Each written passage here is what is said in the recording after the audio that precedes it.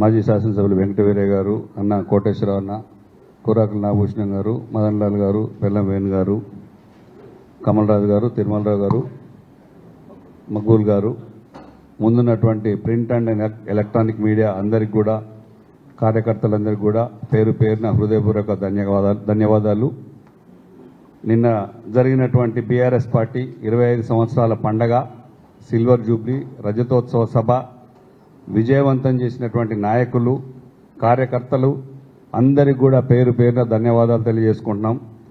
వెల్లువలా తీసుకొచ్చినటువంటి కేసీఆర్ గారి సభకు వచ్చినటువంటి ప్రజలు, కార్యకర్తలు, ముందుగా మహిళా సోదరిమణులు కానీ వచ్చిందంతా యువతరం వచ్చేసి మధ్యాహ్నం 3 గంటల నుంచి నైట్ 8:15 దాకా సాగినటువంటి సభ ఒక్కరు కూడా లేవకుండా కూర్చున్నటువంటి కార్యకర్తలు, ప్రజలందరికీ కూడా పేరు పేరున హృదయపూర్వక కృతజ్ఞతలు, ధన్యవాదాలు తెలియజేసుకుంటున్నాం.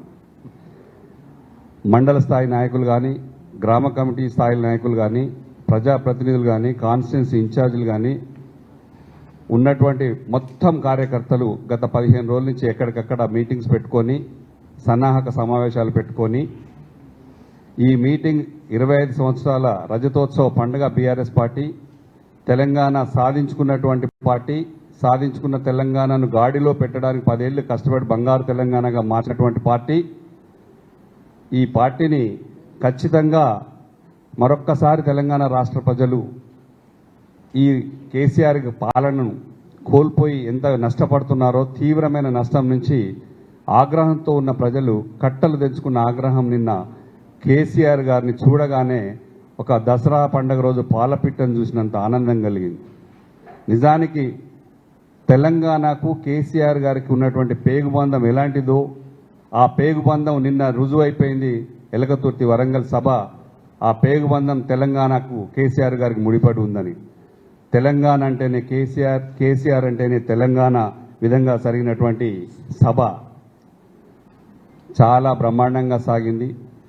వాస్తవంగా గ్రౌండ్లో ఎంతమంది ఉన్నారో అంతమంది మళ్ళీ బయట ట్రాఫిక్ జామ్ అయ్యి అన్ని రోడ్లలో కూడా చూడలేక ఇబ్బంది పడి ట్రాఫిక్ జామ్ అయింది. అంటే కొంత పోలీసు కూడా అక్కడ ఏం చేయలేని పరిస్థితిలో వైఫల్యం చెందింది.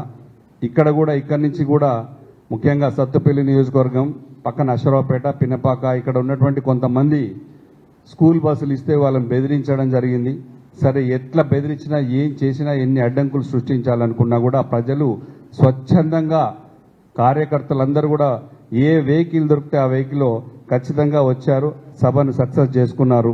దాంట్లో ఎటువంటి భేషజాలు లేకుండా సభ ఆద్యంతం చక్కగా సాగింది. ఎందుకంటే ఎంత స్పందన ఉందంటే మొత్తం వచ్చింది యూతే. వెంకటవీరయ్య గారు చెప్పినట్టు యూత్ వచ్చారు.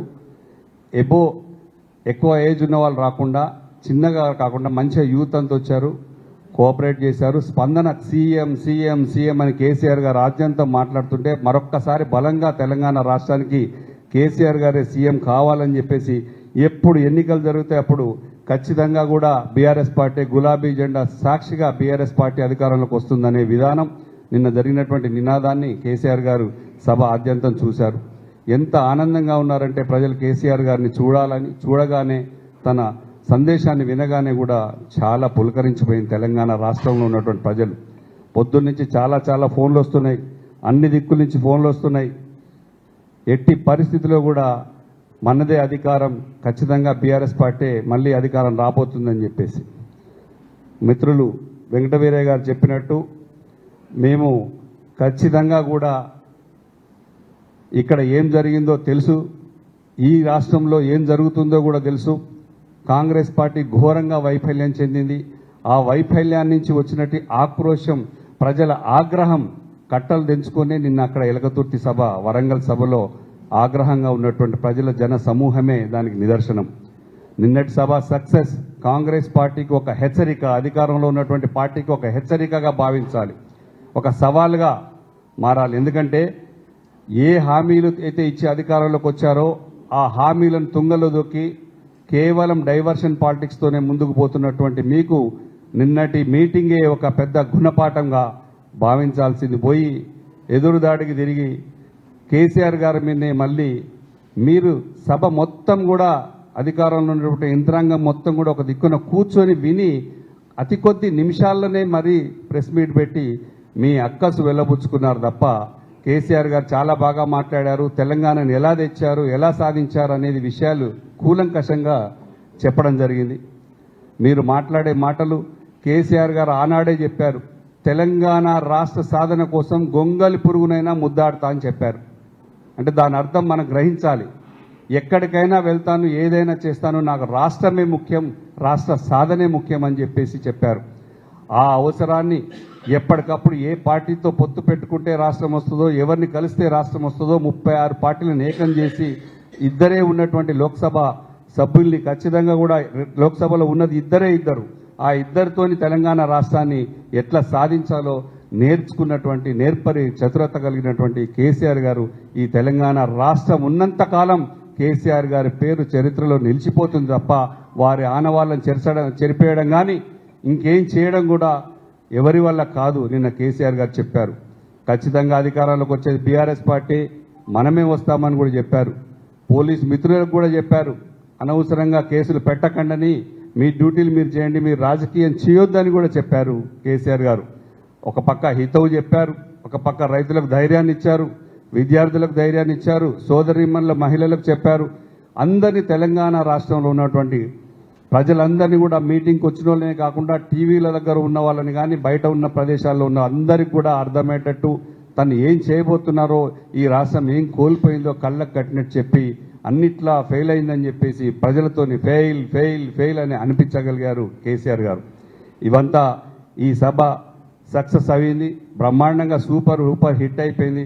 దీన్ని చూసి కాంగ్రెస్ పార్టీ కానీ బీజేపీ పార్టీ వాళ్ళ గుండెల్లో ఒక వెన్నుల్లో చలి వణుకు పుట్టింది. ఇంత పెద్ద సభ జరిపారు, ఎన్ని అడ్డంకులు సృష్టించినా రారు అనుకున్న జనాన్ని కూడా వచ్చారు. ఇది ఒక పక్క మేము సాధించిన విజయంగా కేసీఆర్ గారు చెప్పుకుంటూ ఈ 25 సంవత్సరాల పండగని రజతోత్సవాన్ని ఈ సంవత్సరం మొత్తం పండగలా జరుపుకుంటామని చెప్పేసి కేసీఆర్ గారు కూడా నిన్న ప్రకటించడం జరిగింది. ఇది కూడా ఇక నుంచి నిన్నటి నుంచి సంవత్సరం మొత్తం కూడా ఖచ్చితంగా ఒక పండగ వాతావరణంలో జరుపుకుంటాం.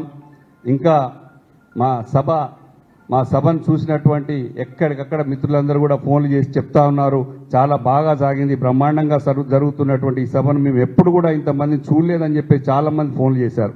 ఇక మాకున్న పార్టీ మా పార్టీ ప్రతిపక్ష పార్టీ, ఇప్పుడున్నట్టు ప్రతిపక్ష హోదాలో ఉన్నాము. ఇప్పుడు మేమేమీ తగ్గేదే లేదు. మీరు ఇచ్చినటువంటి అలవి కానీ హామీలు ఏవైతే ఇచ్చారో ఆ హామీలన్నీ నెరవేర్చేదాకా మా పోరాటం ఆగదు. మిమ్మల్ని ఊపిరి సల్పనీయకుండా ప్రజలకు మాత్రం ఖచ్చితంగా కూడా మీరు ఇచ్చిన హామీలు నెరవేర్చేదాకా కూడా పట్టుబడతామని చెప్పేసి కేసీఆర్ గారు మళ్ళీ చెప్పడం జరిగింది.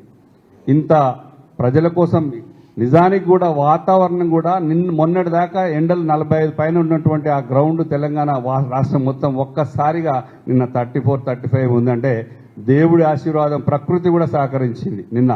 నిజంగా ఇది ఒక విచిత్రం, చాలా మాకు ఒక అదృష్టంగా కూడా భావిస్తూ సభను సక్సెస్ చేసినటువంటి పేరున ఈ రాష్ట్రంలో వచ్చినటువంటి ముందుగా ముఖ్యంగా ఉమ్మడి ఖమ్మం జిల్లాలోని భద్రాద్రి కొత్తగూడెం నియోజకవర్గంలోని 5 నియోజకవర్గాల ఇన్ఛార్జీలు, భద్రాచలం నుంచి మొదలు పెడితే మాన రామకృష్ణ గారు, జిల్లా అధ్యక్షులు రేగా కాంతారావు, పినపాక నియోజకవర్గం కూడా వనమ వెంకటేశ్వరరావు గారు, మెచ్చ నాగేశ్వరరావు గారు, హరిప్రియ నాయక్ గారు అక్కడ చాలా బాగా పనిచేసి మొత్తం అందరినీ డిసిప్లిన్తో కార్యకర్తలు అందరినీ తీసుకొని వచ్చి బస్సులన్నీ జనరల్గా మీటింగ్లు వస్తే బస్సులు ఎప్పుడైనా ఇంతకుముందు మీటింగ్లో బస్సులో ఎప్పుడు కొద్దిగా ఖాళీగా కనిపించాయి, ఎవరి పార్టీలు ఏ పార్టీ మీటింగ్లు పెట్టినా. కానీ ఫుల్గా బస్సులు వచ్చాయి, అందరూ భోజనాలు నీళ్లు ఏర్పాటు చేసుకున్నారు, ఖచ్చితంగా టైంకి వచ్చారు. కాకపోతే ఏంటంటే అక్కడ ట్రాఫిక్ జనం ఎక్కువైపోయి పట్టలేకపోయారు, రోడ్లన్నీ జామ్ అయిపోయాయి, 15 కిలోమీటర్లు జామ్ అయ్యాయి, చాలామంది కూడా ఆగిపోయారు. అంటే ఇది ఎంత పెద్ద తిరుగుబాటో ప్రభుత్వంపై, ఇది ఖచ్చితంగా తిరుగుబాటు కిందనే భావించాల్సిందిగా నేను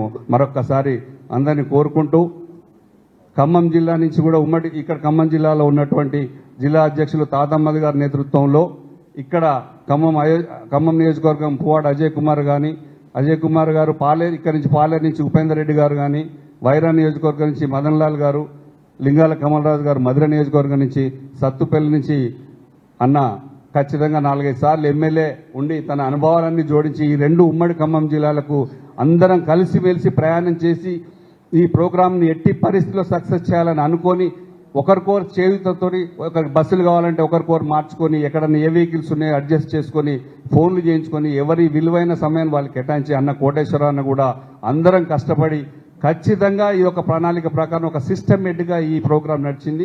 మేమందరం ముందుగానే వెళ్ళి వేదిక మీద కూర్చోవడం జరిగింది, జనాన్ని కూడా చేర్చుకోవడం జరిగింది. కొంతమంది ట్రాఫిక్లో ఇరుక్కుపోయారు. అయినప్పటికీ కూడా చాలా పెద్ద పండుగ తెలంగాణ రాష్ట్రంలో జరిగింది.